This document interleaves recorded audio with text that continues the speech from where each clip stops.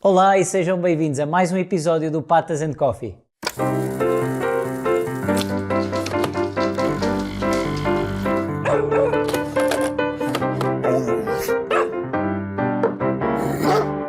Hoje o episódio é nosso e, mais uma vez, uma conversa entre mim e a Inês para falarmos aqui de alguns temas interessantes. Olá, Inês. Olá, Pedro. Para começar, eu acho que desta vez devíamos trocar, não é? Porque estou aqui a sentir... Está bem, pronto, fica lá com a poltrona. Eu quero ser... Deixa-me ser entrevistado. Porra. Fica lá. Mas senta-te bem, aviso-te já. Que hoje o tema... Hoje o tema vai ser quente. Também quer ser... Isto é uma... Nunca eu já tinha estou sido. A do bigode que não tenho, nunca tinha estado aqui, portanto gosto disto. Vamos lá. Isto é assim que os nossos convidados se sentem. Sentem-se confortáveis. Sentes-te... Sinto-me. Estou pronto para temas fraturantes. Ai, eu já estou a suar só de pensar no que é que vamos falar hoje. Mas pronto, acho que todos os temas são importantes, mesmo aqueles que nos deixam desconfortáveis. E isto é um tema que efetivamente, a mim especialmente, me deixa bastante nervosa, porque é um tema polémico, mas por ser um tema polémico eu também acho que é importante falarmos e darmos mais voz às nossas opiniões. Então, hoje vamos falar sobre castigos e aversivos. E ferramentas, não é? Sim. E ferramentas. Por onde começar?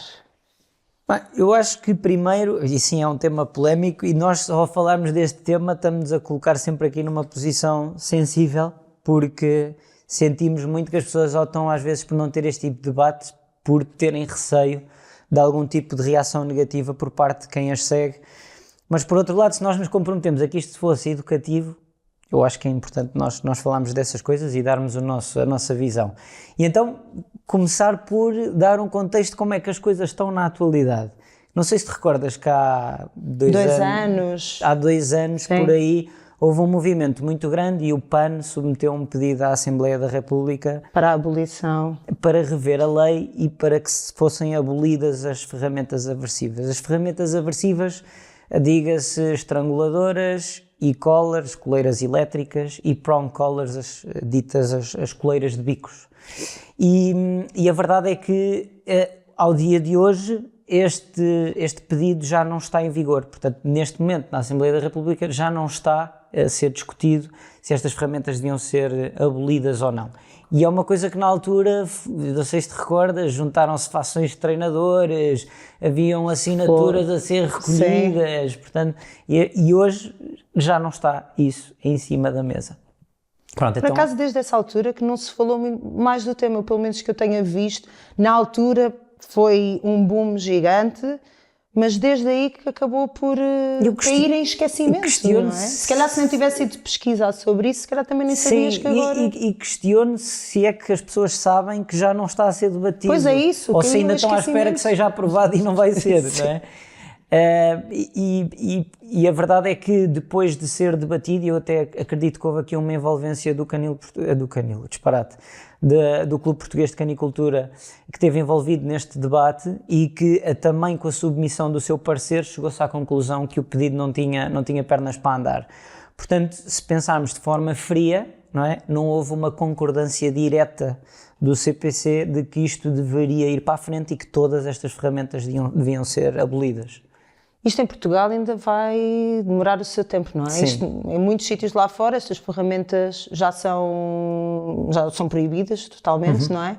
Mas aqui eu tenho aquela sensação que ainda vamos andar aqui muito para a frente e para trás, para a frente e para trás.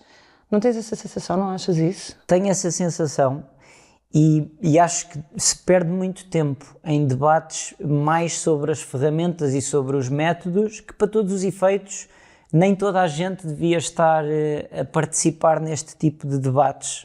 Não sei se a pessoa comum que tem um cão devia opinar demasiado ou ter uma voz assim tão intensa e forte como existe, porque é um tema muito emocional e que mexe imenso com as pessoas sobre isto. Mas antes de falarmos de métodos e ferramentas, eu acho mesmo que se devia falar mais sobre a profissionalização do que é ser treinador. Sim. E as pessoas já estão a falar de ferramentas sem primeiro sequer isto ser uma profissão reconhecida. Sim. E portanto logo aí é tudo super subjetivo. não é? Sim, imensas coisas podem mudar ao longo dos tempos, até a nossa formação atual. Certo, não é? certo.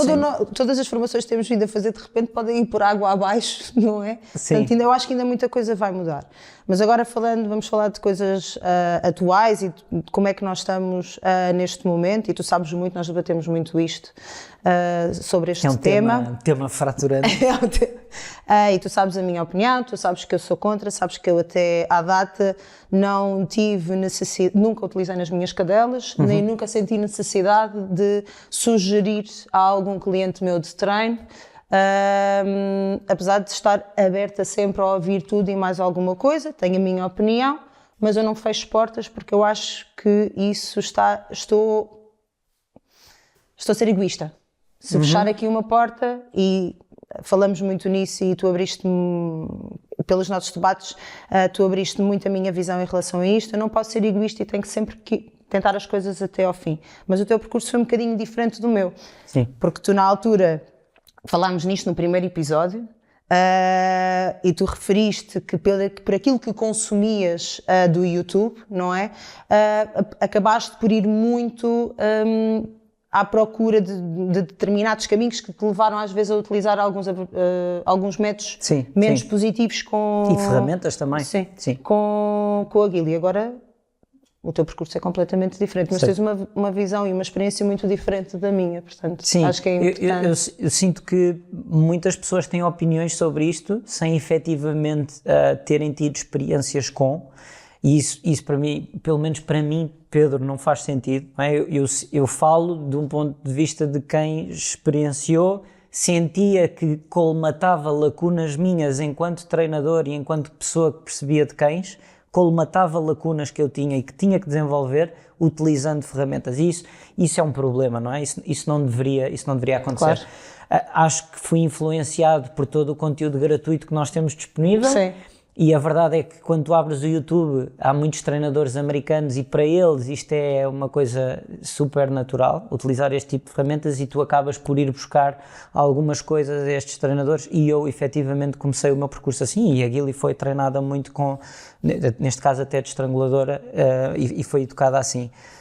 Mas à medida que nós vamos crescendo e vamos percebendo que aquilo que nós começamos a saber sobre eles, a maneira como interagimos numa determinada situação em que conseguimos perceber se o cão precisa de uma pausa, se eu posso puxar mais um bocadinho por ele, e que nós não temos que colmatar estas falhas com ferramentas, e às vezes até podemos simplesmente esperar 1 hora ou 2 ou treinar no dia a seguir e já vai dar. Ou seja, aqui ganha muita consistência e não o nosso ego de eu não consegui, vou obrigar o meu cão a fazer. Não quer dizer que às vezes não temos que puxar por eles, mas não confundir isto com eu é que quero, portanto tu tens que, constantemente.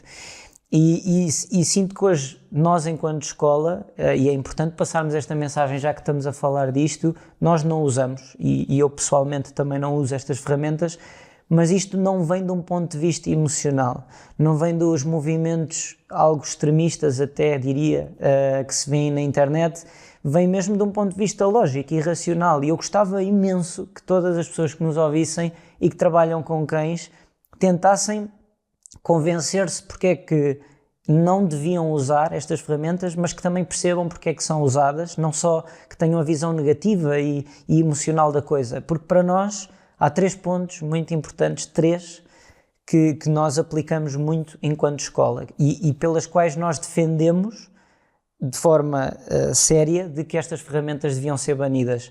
E são elas. A primeira é que elas não podem estar acessíveis a toda a gente. Claro.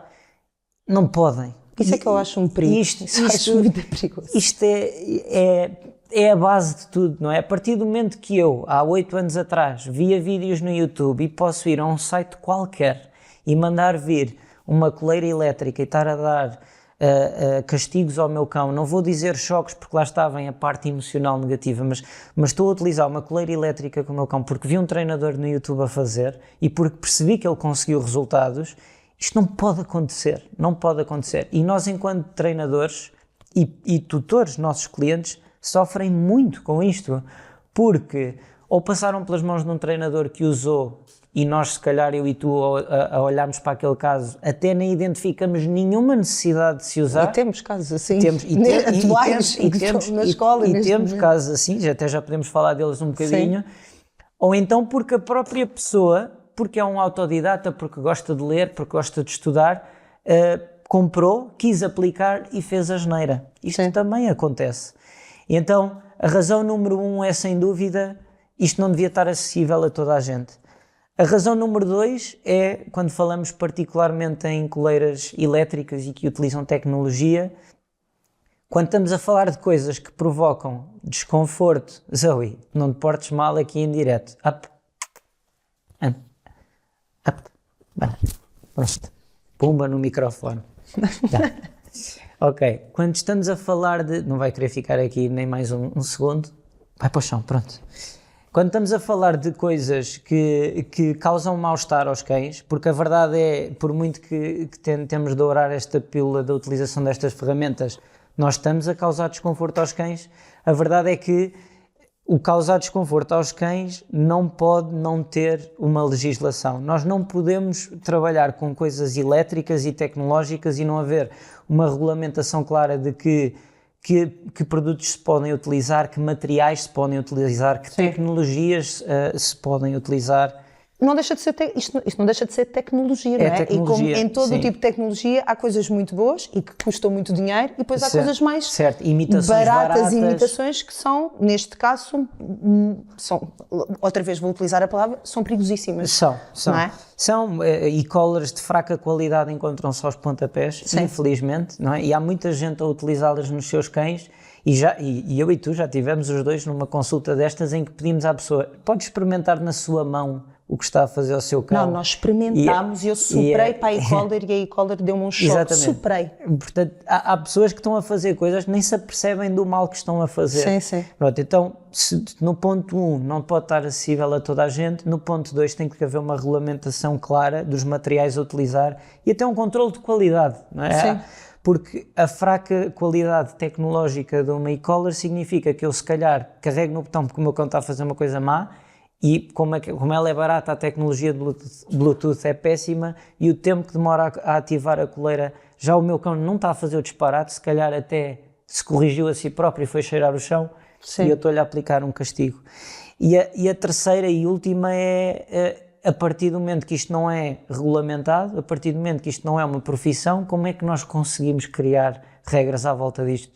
Não conseguimos. Sim. E enquanto não conseguimos criar regras à volta disto, isto não pode estar acessível a toda a gente. Portanto, tem que ser banido. Eu acho que mesmo que argumentemos que possa existir algum caso onde é necessário, etc., há tanto caminho ainda por fazer, há tanta coisa que os nossos clientes têm que aprender primeiro, quando reforçar, quando dizer que não, quando perceber se o cão precisa de espaço, se ele está bem, se está com dores, não é? Aí eu acho que até vou pegar numa palavra que disseste há bocado, que é castigo, porque quando falamos em aversivos e nas ferramentas, estamos a falar de castigos. São castigos que colocamos aos nossos cães. E depois esta palavra torna-se um inimigo, não é? Um bicho de 7 cabeças. E acho que é importante falarmos sobre o que é que são castigos, não é? Porque o castigo não é só a utilização dessas ferramentas. Às vezes são coisas muito mais simples que nós não estamos tão cientes porque nos falta aqui alguma informação. Acho que é importante perceber que uma das coisas que eu sinto mais dificuldade com os nossos clientes muitas vezes, e eu acabo por sentir alguma tristeza até na cara deles, é quando nós referimos que a causa principal do problema é às vezes a falta de relação e de vínculo. Sim, sem dúvida. E isto eu acho que dói mesmo no coração das pessoas. Eu acho que como tutora também me doía a mim ouvir alguém a dizer-me isso, que uma das questões que vocês têm de trabalhar muito é a relação entre vocês. Ficou, eu dou-lhe tudo. Não é? E portanto eu acho que esta falta de relação que muitas vezes levam a pequenos castigos, não é? E que depois, má informação depois também pode levar as pessoas a procurarem outras ferramentas, métodos, o que Sim, seja. é a questão dos atalhos que nós falamos muito. Shortcuts. Os shortcuts, porque antes de se pensar, para já a palavra castigos tem uma conotação super negativa, não é? A pessoa pensa logo, mas é o termo técnico utilizado na gíria dos treinadores, é reforços e castigos, mas castigos têm uma conotação negativa. Vamos comer uma plantinha. E por isso a palavra castigos tem uma conotação negativa e isso tem um impacto logo emocional na pessoa, porque, meu Deus, não posso usar castigos no meu cão. E aqui fazendo a parte do extremismo que existe de alguns treinadores que colocam em si mesmos o rótulo, eu não quero dizer isto no sentido negativo, mas que se identificam a si próprios como não, eu apenas utilizo reforços. É muito difícil não castigar um cão, é mesmo difícil, porque quando ele está a fazer uma asneira, a saltar-me para cima e eu ignoro, isso é um castigo. Quando ele está a brincar com um brinquedo dentro de casa e nós vivemos num apartamento e está a fazer muito barulho para o andar de baixo e eu digo, olha, acabou o brinquedo e tiro o brinquedo, isto é um castigo. Um não pode ser um castigo, a forma como... Não é a palavra não, os cães não sabem o que é que significa, mas a maneira como eu digo não pode ser percebida como um castigo pelo cão. Se provoca algum tipo de desconforto emocional, é um castigo para o cão. Pois é. Então, eu considero extremamente difícil não utilizar castigos e não consigo entender mesmo como é que nós podemos comunicar com um cão de outra forma em que pelo meio isto não aconteça. Nós temos sempre que lhes dar escolhas. Sim. E por isso vamos ter sempre que utilizar castigos. O problema é que a palavra castigos, hoje em dia, pelo menos por aquilo que eu tenho percebido, só é utilizado para coisas no outro espectro, no outro ponto, não é? Sim. Portanto, coisas tão simples como dizer um não, o ignorar, isto causa dor emocional aos cães. As minhas cadelas, por exemplo, se eu lhes virar as costas, quando elas estão a pedir a minha atenção, elas ficam tristes. Sim. Ficam mesmo tristes. Isso é desconforto. Isto é um castigo. Elas acham que eu estou a castigá-las. Elas sentem mesmo, mas porquê? O que é que eu fiz? E tu olhas para elas e percebes que aquilo lhes magoa. Atenção, que elas ficam mesmo, os olhos ficam diferentes. Pronto. E, portanto, eu estou a castigá-las porque elas estão efetivamente a passar para aquilo que eu acho que elas estão a passar ali um bocadinho dos limites. Nós já falámos sobre isto até no outro episódio. Hoje em dia já tenho outra técnica, por exemplo, para entrar em casa. Elas começaram a dar um comportamento novo, começaram a ladrar. Quando eu entro em casa, a primeira coisa que eu fiz foi, ok, vou ignorar. Sim. Mas percebi que isso era mesmo desconfortável e só potenciava mais, portanto entrei outra abordagem.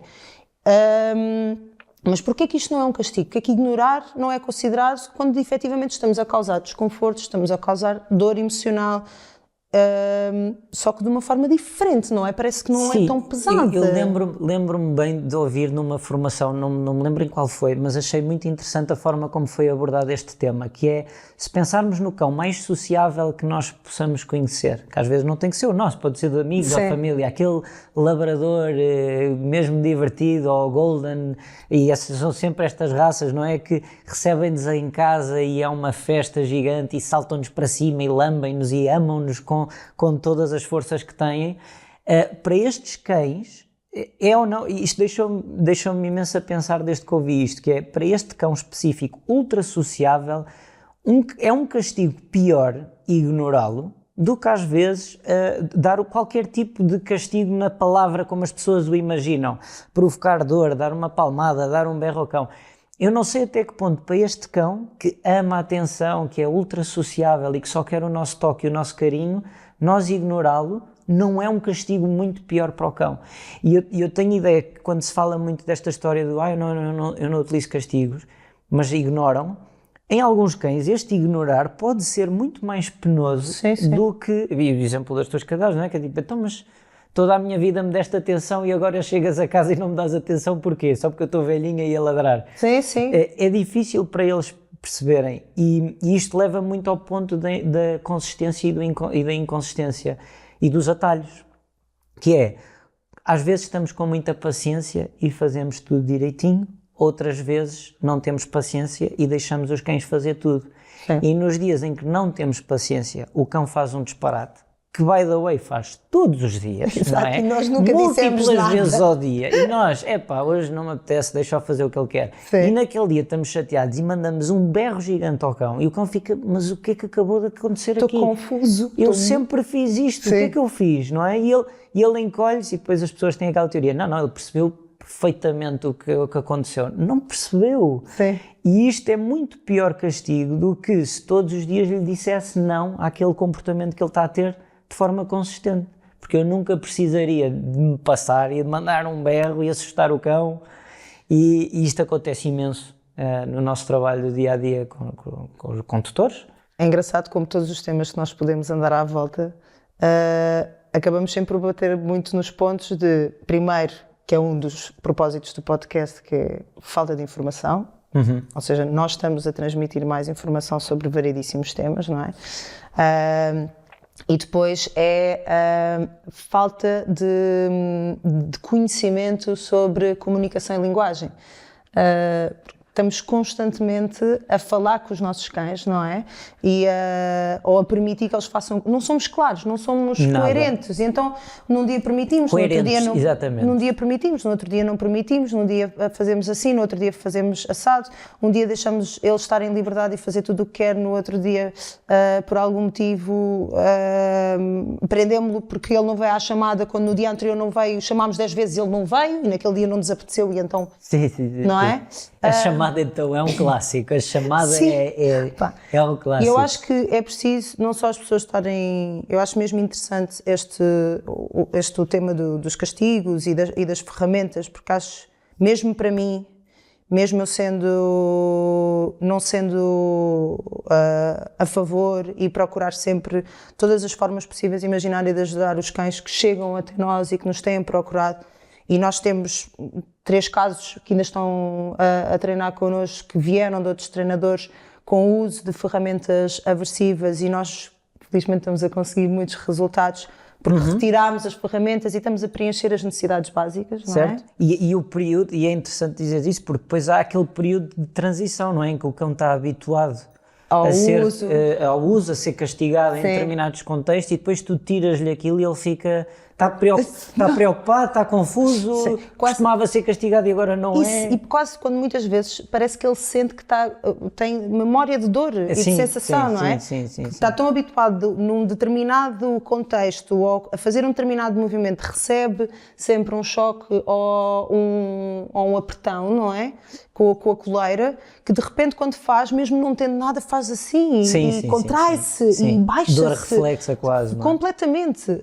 E portanto é muito giro ver estes cães a saírem da casca e a mostrarem a sua verdadeira personalidade e a termos bons resultados, mas... Eu gosto muito de ter estes debates contigo, mesmo aqui estamos a fazer lá à frente das câmaras, mas isto acontece mesmo muitas vezes fora das câmaras. Mas, e gosto porque acho que tens sempre esta coisa de estarmos presos à terra e de não começarmos a pensar na utilização destas coisas de forma leve. E nós também temos muito isso porque sofremos na pele quando chegam cá cães que já tiveram uma utilização abusiva disso. E um tema muito interessante que nós podemos trazer para aqui é a utilização. Nós não somos contra castigos, somos a favor da utilização de castigos porque consideramos que eles estão presentes na sociedade e no cão quando ele faz algo e nós lhe queremos dizer, por favor, não faças isso. Sim. Mas a utilização excessiva de castigos significa que nós estamos a fazer algo muito errado com o nosso cão. Estamos a estragar a nossa relação com o cão, se calhar em alguns momentos. Agora lembro-me de um caso que nós temos, que o cão está constantemente a atacar as almofadas do sofá, mas em vez de estar a dar castigos a este cão, não podemos só fechar a sala. Ou seja, há uma quantidade de coisas que nós às vezes podemos fazer para não destruir a nossa relação com aquele cão e que também estão muito à base da gestão, do preenchimento das necessidades. E quando as pessoas não fazem isto, vão para os atalhos. Claro. É sempre assim, é sempre este o caminho. É e nós quando chegam cá este tipo de casos e dizemos, olha, tem que estar na rua pelo menos 1 hora ou 2 horas por dia com o seu cão, ele tem que fazer exercício, é uma raça de gasto energético muito elevado. Portanto, se não fizer isto, vão aparecer comportamentos que você não gosta e E a pessoa vai introduzir castigos que não eram necessários. E nós, inclusive, até temos casos inversos. Temos casos de cães que já estiveram connosco e exatamente pela falta de disponibilidade dos tutores para preenchimento dessas necessidades, sim. Os cães continuaram a cometer eu não gosto de dizer cometer erros neste caso, porque eu acho que a culpa aqui nunca é do cão, porque na verdade não é, porque o cão não está, as suas necessidades não estão a ser satisfeitas, portanto o cão vai gastar a energia de outra forma, e normalmente nunca é uma boa forma para os olhos do tutor, não é? Certo. E então esta falta de disponibilidade, principalmente em raças um bocadinho mais desafiantes, como é o caso da Zoe, por exemplo, eu acho que depois, muitas das vezes, as pessoas às vezes podem procurar esses atalhos com outros treinadores que usam metodologias, porque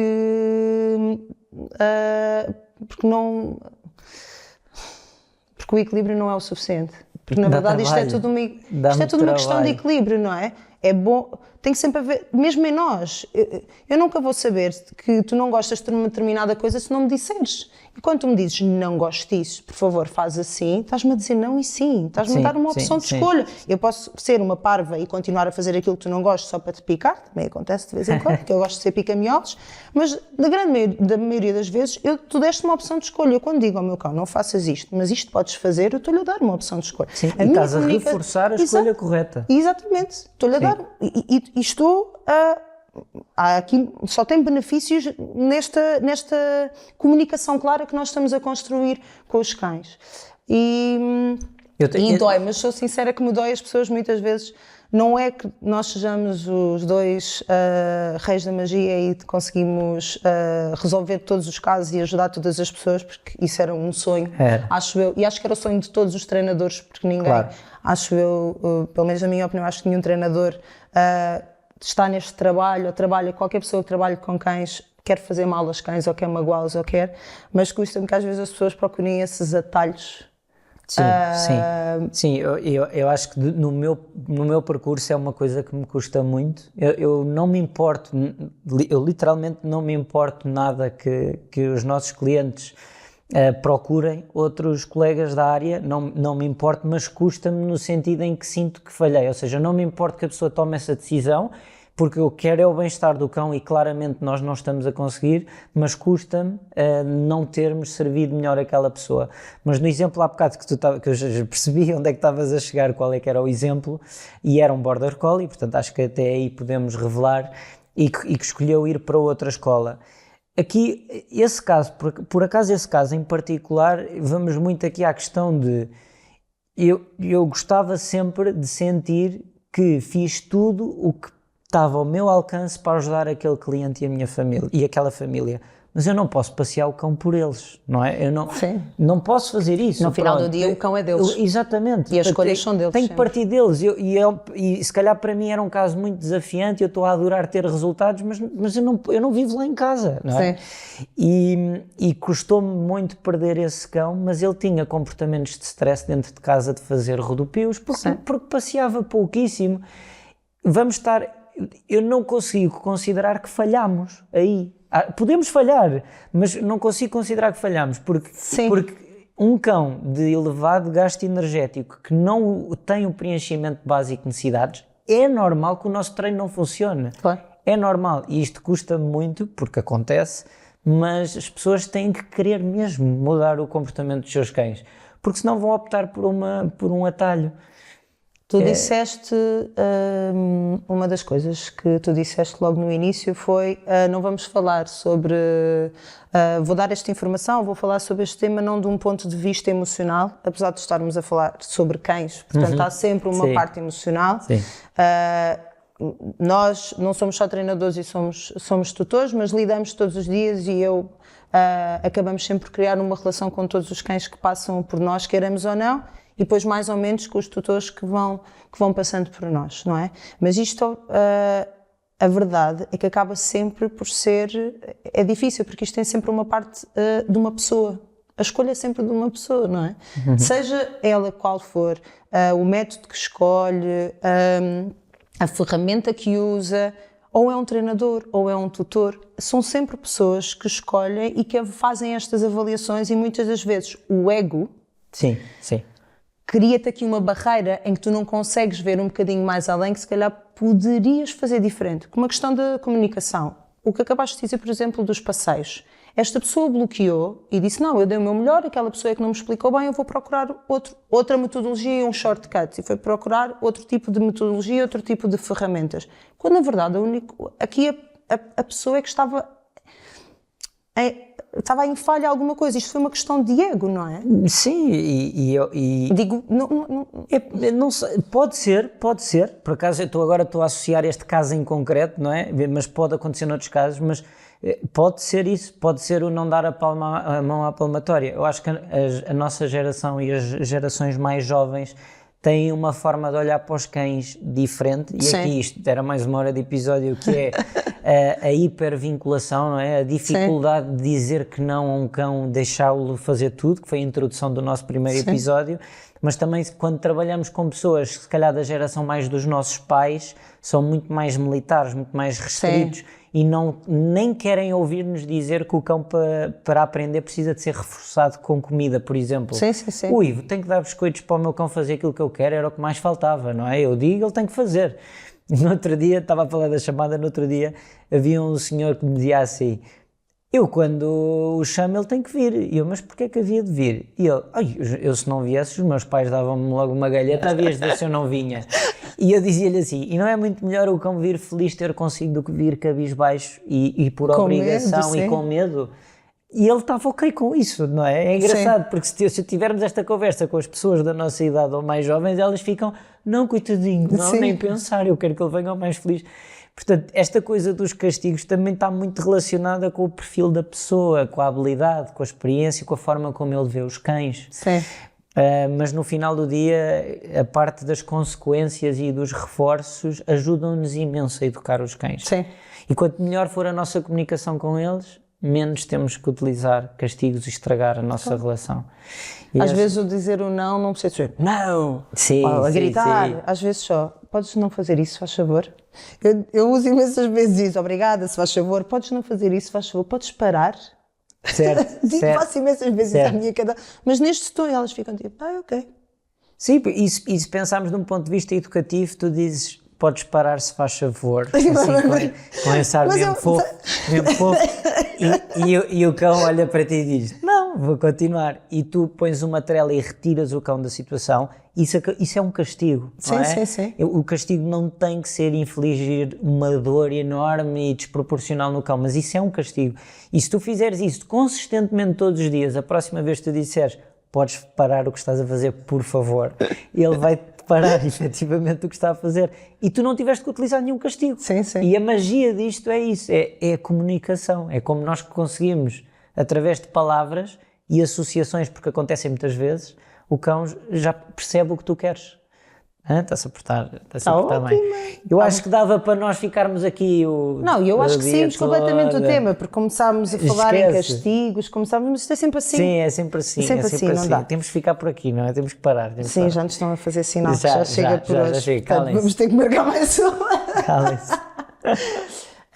Hoje não há pergunta para biscoitos, Pois não há é? convidado. Mas eu vou querer o kit. Eu também quero o kit. Vamos ter que fazer pedra, papel ou tesoura para esse kit da Gosby. Vai ter Eu que sou ser. muito forte no pedra, papel ou tesoura. Então, pronto. Portanto, quem ganhar este pedra, papel ou tesoura fica com o kit oferecido pela Gosby. Pedra, não é assim. Desculpa. Pedra, papel ou tesoura. Damn. Pronto, ok. Eu vou-lhes pedir um. Zoe, olha o que é que ganhamos. Boa. E pronto.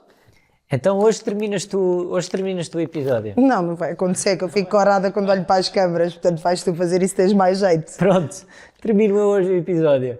E foi assim mais um episódio do Patas and Coffee. Se tiverem dúvidas, sugestões ou recomendações para os próximos episódios, deixem na caixa de comentários. Nós somos o Patas & Co e aqui os cães entram primeiro. Obrigado e até ao próximo episódio.